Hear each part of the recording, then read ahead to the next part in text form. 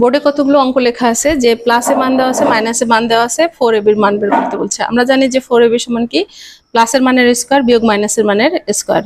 তো আমরা করলাম যে 16 √16 এর স্কয়ার মানে 16 আর √9 এর স্কয়ার মানে হচ্ছে 9, দুইটার বিয়োগফল হচ্ছে 7, তার মানে 4ab মানে 7। আচ্ছা, আবার প্লাসে মান দেওয়া আছে মাইনাসে মান দেওয়া আছে xy চেয়েছে। তো আমরা জানি 4xy সমান কি এটার মানের বর্গ বিয়োগ হচ্ছে এটার মানের বর্গ। তাহলে কি হবে,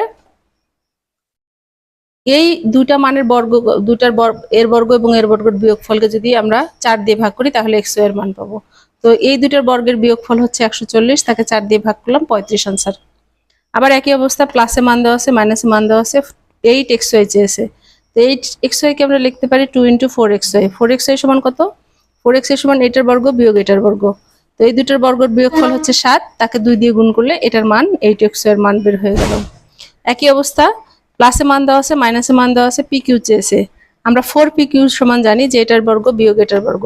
তো এইটার বর্গ বিয়োগ এটার বর্গকে যদি আমরা 4 দিয়ে ভাগ করি তাহলে কিন্তু আমরা pq পেয়ে যাব।